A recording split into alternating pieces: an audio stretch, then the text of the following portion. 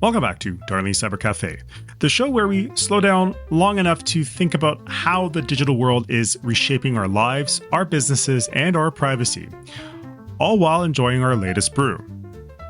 Today's episode is uncomfortable, especially when one of our teammates fail. We're talking about something most people assume does not happen: a cybersecurity company. The very people selling protection getting breached. And I don't mean breached by a teenager with a hoodie and inside a Wi-Fi cafe. I'm talking about a nation-state actor breaking into F5, the cybersecurity company behind Big IP, the traffic management and security appliance that sits in front of some of the most critical infrastructure on the planet. Before I go deeper, let me just explain who F5 actually is in simple terms, because most people outside IT have never heard of them. Think of F5 as a company that builds the front gate and traffic control systems for the internet. Their equipment sits in front of banks, governments, hospitals, cloud platforms. It just decides who gets in, who gets blocked, and how traffic is routed so systems don't crash. So if the internet were a city, F5 would be the border control, traffic police, and gate security all in one. So when a company like this is breached, we're not talking about someone hacking a random office. We're talking about someone breaking into the building that guards other buildings. So let's get into it. So what happened to F5? Here's the short, quick, and dirty version. Nation-state operators burrowed into F5's technical environment, and they stayed there for a long time. Persistent access undetected. They stole the Big IP source code and information about undisclosed vulnerabilities. Customer-specific configuration files were among the stolen data for a subset of users. F5 disclosed this to the SEC in a Form 8K filing. Now, those who don't know, an 8K is the company's quote-unquote, "we must tell the public immediately," end quote, report. Usually used when something major happens, like this kind of breach, leadership change, or bankruptcy risk, major lawsuit, etc., so forth. But F5 claims that there was no CRM, no finance, no medical, no support systems accessed. No evidence of the stolen vulnerabilities were weaponized yet. Containment completes after rotating credentials, bringing in Mandiant and CrowdStrike, tightening network controls. So the PR spin here is, quote, "Yes, we got breached. Sorry, but don't worry, nothing critical was taken," end quote. Except that misses the actual danger. And it's threats like these that are the very reason you pull up a chair at this cafe. So when cybersecurity vendors get breached, why is it worse than stolen data? Well, when a cybersecurity vendor like F5 is breached, the damage is not just data files. Let's think about what was stolen, with my usual analogies, of course. One, the source code. So this is the blueprint of how the castle walls are built. Two, unannounced, unpatched vulnerabilities. So this is more like weapons before shields exist. And three, configuration details of customers. So this is a map of where the walls are the weakest. Understand?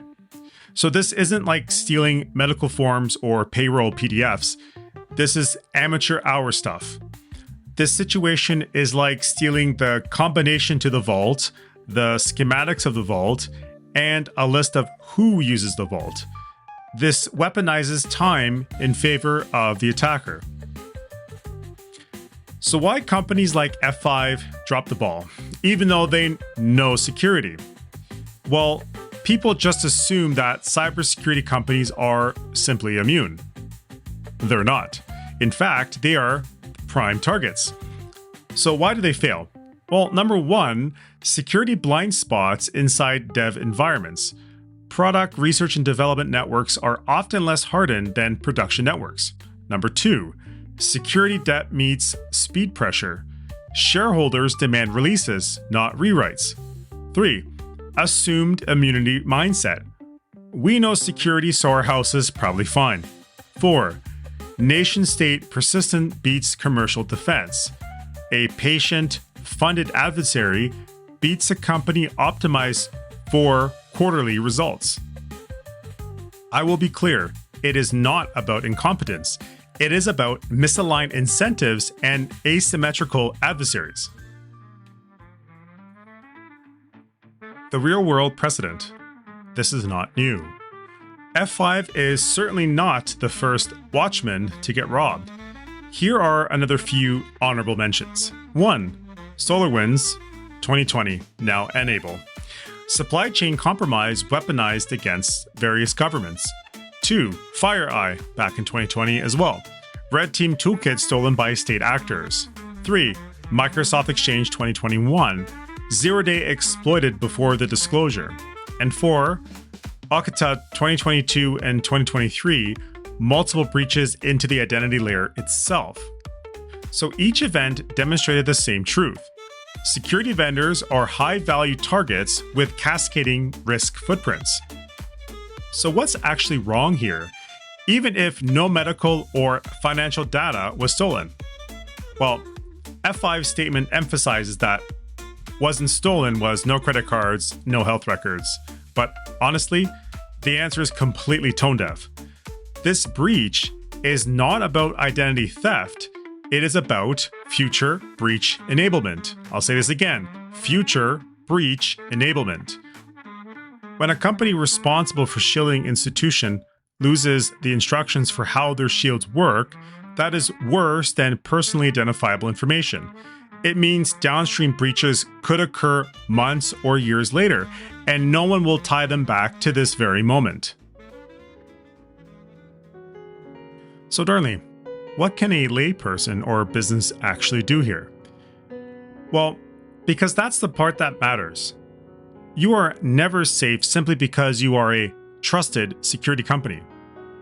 Here are some practical defenses I can suggest to you all. 1. Layer. Never trust a single vendor. I like the sound of that, actually. Assume one fails. Use redundancy in identity, backups, and telemetry. Number 2. Watch for patch advisories like fire alarms. When a vendor you use announces an incident, assume impact until proven otherwise. Number 3. Minimize data exposure. Give companies only what they need, not what is convenient. Number 4. Treat security vendors as breachable. Don't outsource your thinking. Audit them just like you would audit anyone else. And number 5, air-gap critical data. If it cannot be reached, it cannot be exfiltrated. And number 6, use segmentation by default. Do not let one credential or one administrative portal be the single point of failure. Believe me, I've seen this many times. So let's zoom out.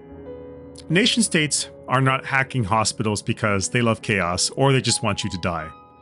They hack because they do hack our identity providers, certificate authorities, source code repositories, supply chain vendors, and security gatekeepers. Why? Because if you compromise the guard, the castle falls silently. We are entering an era where you cannot outsource responsibility for risk. You can outsource tools, not accountability. The F5 breach is not a fancy headline here. It is a reminder that even the security experts live inside the same brittle digital glasshouse as the rest of us. Security is not a product you buy. It is a posture you maintain. Thank you for stopping by Darnley Cyber Cafe.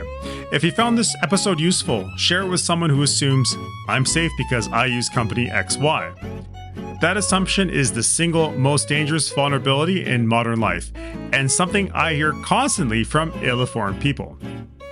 Until next time, secure your world, assume the watchmen have already failed, and never forget, knowledge is power in a world built on ignorance.